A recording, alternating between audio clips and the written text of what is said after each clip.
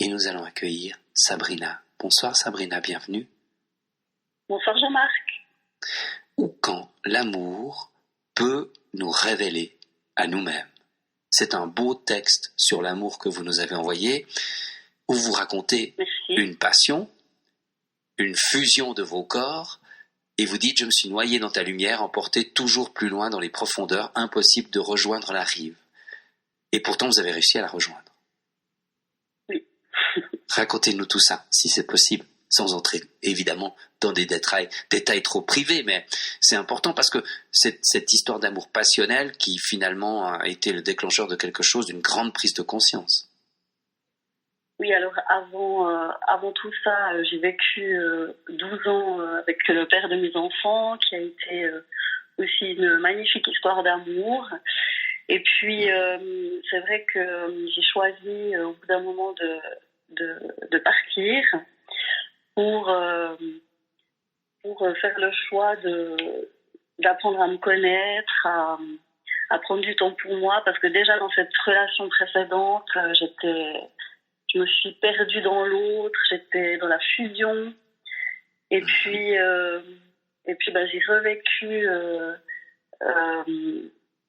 dernièrement une nouvelle relation qui a été aussi très passionnelle, très fusionnelle, où je me suis perdue dans l'autre à nouveau, et puis je vois que c'est un schéma qui est assez répétitif en fait. Vous savez pourquoi? Oui, parce qu'il y a aussi cette histoire d'hypersensibilité dont on a parlé toute cette soirée, qui entre en ligne de compte, cette empathie, ce grand cœur, c'est tout donner à l'autre, c'est aimer immensément en fait, et puis c'est vraiment donner la première place à l'autre au lieu de se donner à soi-même cette place-là. Vous avez besoin de donner tout ça. Enfin, j'avais. Je pense que j'ai compris beaucoup de choses. Je pense que cette perte de moi-même dans l'autre, que c'était aussi une manière de me fuir, une manière de ne pas affronter mes peurs, de ne pas affronter mes blessures. C'est chercher en l'autre un sauveur, de la joie, du bonheur. Enfin, c'est remettre quelque part sa vie dans la vie de l'autre, en fait. Comme si on se perdait, c'est ça, c'est vous qui avez utilisé ce terme. On se perdait dans l'autre. Oui. Mais on n'arrive pas à rejoindre la rive. Mais vous y êtes arrivé comment, alors, finalement? C'est ces 3 années où j'ai décidé de prendre du temps pour être seule, pour me connaître, apprendre aussi à dompter cette hypersensibilité, à satisfaire mes propres besoins, mes propres envies, aller à la rencontre de mes peurs, d'aller penser mes blessures. C'est tout un cheminement que j'ai fait seule, avec mes enfants en l'occurrence aussi, mais vraiment 3 années de solitude où j'ai aussi voyagé seule, où je me suis prouvé énormément de choses à moi-même, et puis surtout apprendre à s'aimer soi-même. Vous avez l'impression qu'en vous perdant dans l'autre, vous ne vous aimiez pas vous-même? Oui, je pense que c'est chercher dans les yeux de l'autre de la valorisation, de la reconnaissance, cet amour, ce vide qu'on a à l'intérieur, qu'on souhaite que l'autre vienne nous remplir. Et puis, ça ne peut pas marcher, en fait. Mais quelle est la part de responsabilité dans l'autre, ou de l'autre, on va dire, pardon, dans le fait que ça ne peut pas marcher, selon vous, avec un peu de recul? L'autre, c'est souvent aussi quelqu'un qui a besoin de peut-être avoir ce pouvoir sur la personne hypersensible, la personne qui n'a pas confiance en elle, et puis on va rencontrer quelqu'un qui a besoin de contrôler, quelqu'un qui a besoin de dominer, et puis c'est très facile de se laisser glisser dans une violence psychologique, puis des fois ça peut aller même jusqu'à la violence physique, enfin voilà, ça peut aller loin. Tout à l'heure, Nadia disait quelque chose, je ne sais pas ce que vous en pensez, quand on est hypersensible, on attire des gens qui sont parfois, comment dire, manipulateurs au pire et toxiques ou pas pas leur place dans la relation avec soi-même? Tout à fait. Je partage tout à fait cette vision-là des choses, mais parce que justement, il nous manque quelque chose à l'intérieur de nous. On s'aime pas suffisamment, quelque part on se rejette, on se maltraite aussi, peut-être on se néglige, et puis l'extérieur est notre miroir, et puis on va rencontrer les personnes à l'extérieur qui nous font rejouer ce rejet, rejouer ce manque d'amour de soi, et puis pour qu'à un moment donné on puisse prendre conscience que finalement on mérite autre chose, qu'on mérite mieux. Et puis quand on a compris ça, l'extérieur nous envoie d'autres partenaires de vie. Dans son témoignage hier soir, Florence, alors c'était un autre contexte, mais a été victime d'une arnaque à l'amour, Oui. un leurre amoureux. Elle était complètement folle amoureuse, et on sent que ça l'a brisée, ça l'a détruite. Est-ce que vous, c'est la rupture qui vous a fait prendre conscience, ou c'est vous qui avez pris conscience sans cette rupture? Non, c'est quand même à chaque fois la rupture qui est assez fracassante, parce que c'est vrai qu'on donne tout, puis après notre cœur il est en miettes, mais après on peut pas s'en vouloir d'y croire, on peut pas s'en vouloir d'essayer, mais peut-être essayer autrement, peut-être ne pas mettre l'autre sur un piédestal, ne pas être aveuglé, garder les pieds sur terre, et puis aussi se dire que finalement c'est pas parce que l'autre nous aime pas comme on aurait aimé qu'il nous aime que notre vie elle est foutue, que c'est aussi comprendre qu'on peut se relever de ça, et puis finalement s'aimer surtout soi-même, se respecter. Donc là, il y a cassure, il y a rupture à un moment donné, et puis il y a deux possibilités, ou bien on s'enfonce dans la douleur, dans le cœur brisé, ou bien on se dit, bon, et moi qui je suis? C'est ça, si j'ai bien compris ce que vous dites? C'est ça. Donc, mais vous avez beaucoup souffert quand même. Quand vous en parlez, je sens ça quand même. À un moment donné, c'était dur. Oui. Parce que ça, c'est une hypersensibilité qui nous amène dans les profondeurs, qui nous amène dans le désespoir. Oui, moi, je suis assez dans les émotions extrêmes. Donc, bien évidemment que ça a été dur. Quand j'ai quitté le père de mes enfants il y a 3 ans, ça a été une déchirure immense. Enfin, je pensais pas que j'allais me relever. J'avais aussi des envies suicidaires. Enfin, voilà, c'était vraiment la descente aux enfers. Et puis à un moment, il faut se choisir, c'est se dire, mais en fait je suis sur terre pour moi, en fait. Enfin, c'est faire de ça sa priorité. On est obligé de se choisir. Mais comment on sort justement de cette période où on est complètement à bout, on pense même à la mort, et puis pour revenir à soi-même? Vous avez une baguette magique? Pour moi, je suis thérapeute aussi de métier, donc j'accompagne les gens, donc s'accompagner soi-même, c'est pas toujours évident.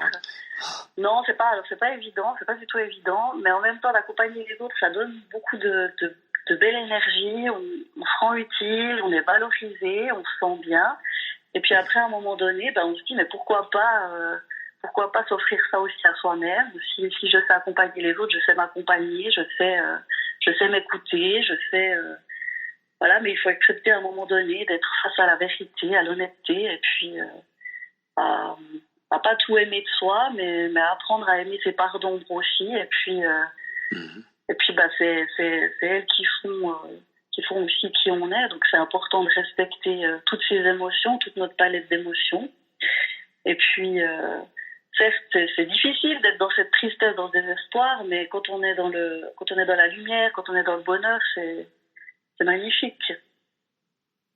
Donc ça vaut vraiment la peine. Quand on s'est retrouvé soi-même, est-ce que on a envie de repartir dans une relation où on se méfie, on est sur ses gardes?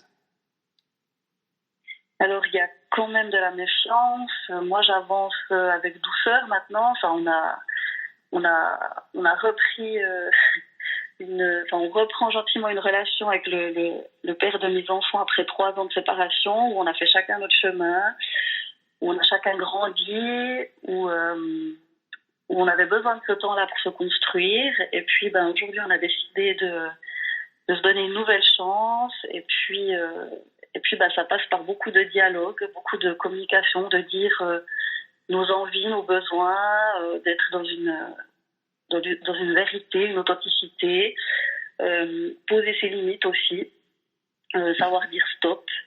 C'est vraiment être à l'écoute de soi. Et puis, quand on se respecte soi-même, quand on pose ses limites, quand on sait davantage qui on est, c'est aussi plus clair pour l'autre en face d'avoir notre mode d'emploi et puis de pouvoir avoir un partage qui est plus respectueux.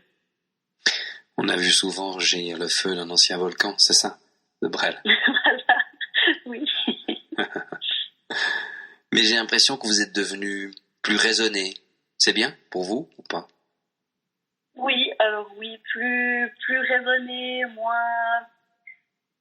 pas moins passionnel, mais peut-être plus réfléchi, à prendre du recul, à moins me précipiter, parce que cette hypersensibilité, cette hyperactivité fait qu'on a toujours envie d'aller de l'avant, on a 1000 idées tout le temps, on a envie d'avancer, et puis des fois on réfléchit pas assez, on se pose pas assez. Donc moi je fais beaucoup de méditation, j'utilise beaucoup la spiritualité pour me centrer, pour revenir à moi. Et puis c'est prendre son temps, d'être dans le moment présent aussi, surtout. Pas toujours dans le passé ou dans le futur. Votre témoignage parle à Corinne qui dit: ce que je pense de ce témoignage, c'est ce qui m'arrive à moi, c'est de la dépendance affective. Voilà. Ça, oui, c'est peut-être encore dépendance affective. Oui, c'est ça. Oui, c'est ça. C'est cette dépendance affective quand on a vraiment besoin de l'autre pour remplir ce vide. On va laisser l'autre empiéter nos limites. On va s'écraser, on va se sacrifier, et puis on peut aller loin. Puis c'est dans l'idée de réapprendre à combler soi-même ce vide, à être à l'écoute de soi, à être dans la bienveillance avec soi-même.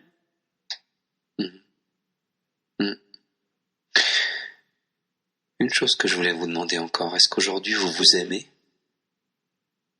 Alors, toujours plus chaque jour, oui. Oui, je peux le dire, je m'aime. Ce qui n'était pas du tout le cas il y a quelques années en arrière, mais aujourd'hui, ouais, je me trouve chouette. Je pense que je suis une belle personne qui a une belle lumière, et puis j'ai pas honte de le dire. J'ai pas non plus la grosse tête, mais voilà, je pense que on doit se le dire. On est notre propre leader, on est notre propre ami, notre propre. Voilà, on doit se valoriser. Et puis oui, alors ça va beaucoup mieux de ce côté-là. Vous pensez que c'est avoir la grosse tête que de se dire ou de dire aux autres je m'aime? Non, mais on peut. Ça peut paraître prétentieux, c'est ça? Ouais, c'est ça. Nous les hypersensibles, on a toujours peur de blesser l'autre ou d'en faire trop, parce qu'on nous taxe toujours on est trop. Donc on va peut-être des fois se censurer un petit peu trop, et puis on doit apprendre justement à prendre sa place, à savoir qui on est, et puis à le dire, quoi. Il y a pas de honte, au contraire, faut être fier de soi. Quel sacré chemin vous avez parcouru. Oui, ça va. Finalement, les histoires d'amour, l'amour, ça peut être le miroir de quelque chose d'autre, vous pensez? Complètement, oui. Ça nous aide à avancer, ça nous aide à comprendre qui on est. C'est un révélateur.